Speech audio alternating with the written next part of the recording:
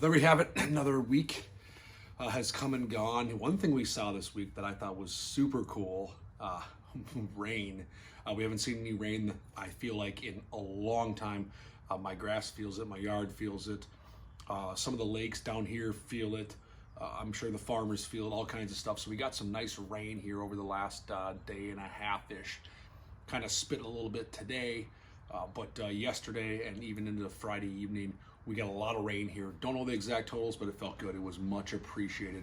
I went north and fished for a little while on Saturday, yesterday. Fished a fun derby with Drew and a bunch of guys and brought my son.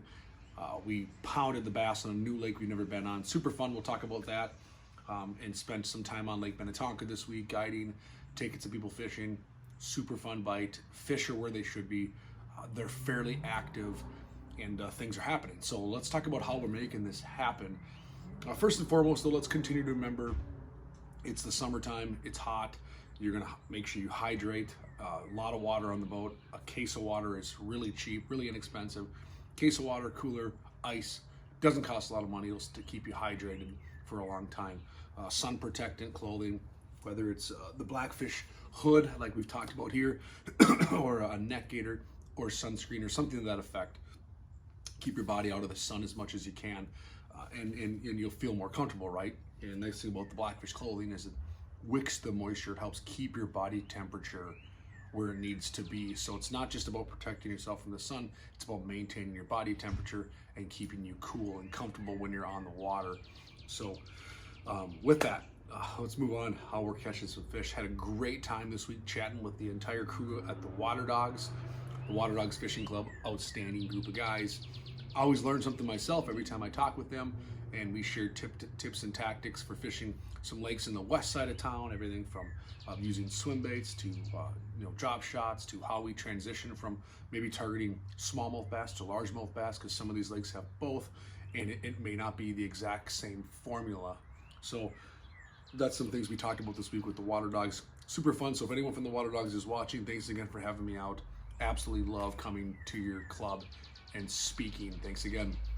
Got a chance to take a couple young kids out on the boat, a 7 and 9-year-old. It was an absolute riot. Put the spinning rod in their hand the whole day. They worked jig worms. We call it the pickle, right? We've seen the pickle. We've seen the, it's a Lake Fork ring fry is what we call it. We call it the pickle. My kids named it that years ago. All-terrain mighty head, jig head on there, and a pickle. Caught some fish, caught some nice fish on jigs. I actually ended up rigging up all-terrain finesse jigs. An all-terrain finesse jig, which is a smaller profile AT jig, no rattle, thinner hook, less skirt. It works exceptionally well for you anglers out there that want to maybe use a conventional, traditional jig. Traditional jig being, one that's got skirt, head, weed guard. I think we know what that is. This is an AT jig, all-terrain AT rattling jig, and the finesse jig's gonna have less skirt, small profile head, less weed guard, thinner diameter hook, and that works well on a spinning rod because you can cast out there. You don't need to really jack them to set the hook. So whether it's a novice angler or somebody looking just to offer more of a finesse approach, that finesse jig seems to work well. So I rigged those up for some of these kids. We had some rods with 20-pound braid, 10 or 12-pound fluorocarbon leader, just like we're jig worm fishing with, and I put on that 1/4 ounce finesse jig, little pocket craw trailer, and that's how we got our biggest bites. So throwing into some of the same cover, maybe up a little tighter where a jig worm, wants to really snag up, especially someone that's just getting used to that style of fishing. We switched to that all-terrain finesse jig and caught a lot of fish. And I'll tell you what, that'll work anywhere. An all-terrain finesse jig seems to have a real fish magnet ability to it. So whether you're fishing it on a bait casting rod with a fluorocarbon line like I love to do, or whether you're putting it on a spinning rod, that all-terrain finesse jig is one that I would consider. And Luke caught, our 7-year-old Luke caught our biggest fish of the day, a big old 3.5 pounder, nice fat largemouth bass on Lake Minnetonka. Super fun to watch. Otherwise, we really fished hard that jig worm. I've been fishing a drop shot a lot, or a larger worm. I've been drop shotting a tube still, catching a lot of fish. That's what I fished a lot yesterday when we went up north towards Garrison and hammered down. Caught some fish on a Ned, switched out of that pretty quick because I felt like the size I was catching was small. Went to a jig worm, actually fished, I don't think I have one here, but you know what I'm talking about. Oh, there's one right here, on Jack's rod. This is what I caught a lot of my fish on, was all-terrain mighty head and that mistake Mr. Twister Tri-Alive crawler. It's supposed to be bull bluegill, turns into what I like to call nuclear bluegill, like it got a little bit of radioactive material in it. And I caught a bunch of fish on that, including some of our better ones. But then I quickly switched over to that 1/4 ounce tungsten cylinder weight, drop shot, VMC, weedless Texas worm, spin shot, drop shot hook, and a 3.5 inch green pumpkin tube. Crushed a lot of fish on that. Probably caught, this is no joke, we clipped them. We caught 67 bass yesterday, my son and I. Really fun day of fishing, 5 hours of fishing, I should say. And I probably caught 40 of them. We caught 40 of them on that drop shot tube setup. So drop shot, continue to use it. But I talked about a big worm. Some of our big bites that we have come on a big bodied worm. And what I mean by that is, you know, you talk about jig worms and all that kind of stuff. This is kind of into a whole new category. This is the Mr. Twister Hang 10. And this is a truly big body worm. So that's a 10-inch worm. You can see that it's got a lot of meat. I don't know if you can see that well. The upper portion of this is going to have a lot of thick bodied ability to it. So I end up taking a heavy worm hook and I Texas rig this and peg it. And this happens to catch our biggest bass, I'd say, in the last week. Seems to be really effective on doing that. I can kind of fish it in the same areas, give it a different presentation, especially on lakes like Minnetonka, Chisago Chain, West Metro. I mean, we're talking heavily pressured lakes, right? You guys have all seen it when you're out there in your boats.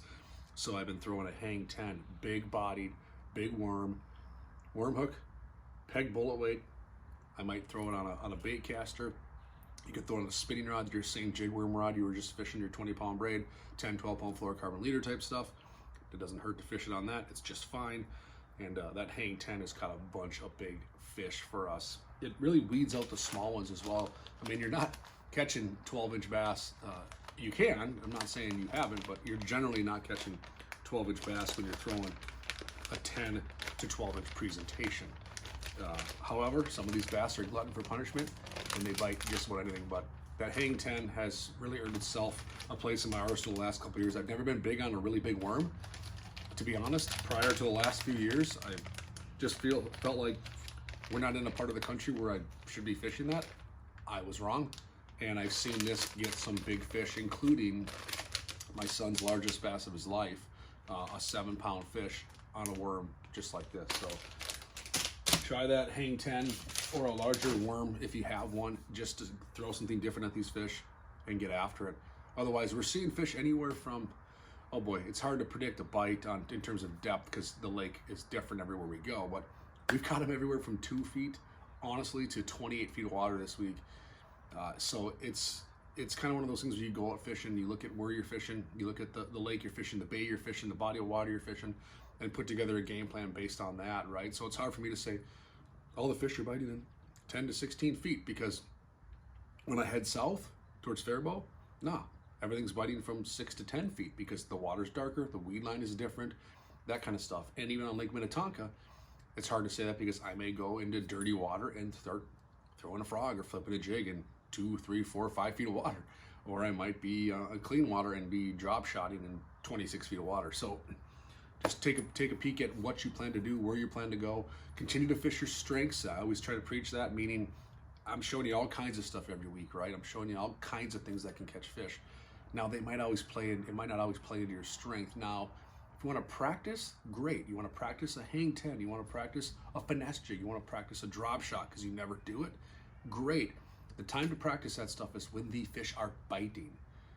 Just like my ice fishing preaches, you don't want to try something new when the fishing is poor. If you're not catching anything on your confidence baits, it might not be when you try something absolutely new, but when the fish are crushing it and you're like, I just caught 10 fish in the last hour, might be a good chance to try the drop shot, try the larger worm, try the jig, just to build confidence that, hey, this works too. Because if you're not getting bit on it, you're not learning, you're not understanding everything you need to know about how to fish that presentation. So Confidence is key, and confidence is built oftentimes when the bite is good. I know it's tough because you're like, I'm just catching them, I'm stroking them on this jig worm, this is awesome, keep going. That's a great time, tough to do, but a great time to switch up your approach and build confidence in another presentation so that you can say, okay, this works too. This is how I fish it. I'm doing this right. And you're just increasing your arsenal, giving you a larger breadth of opportunity to catch more fish. So I'm excited for this week. I'm actually heading out in the morning to go up to Gull for a few days.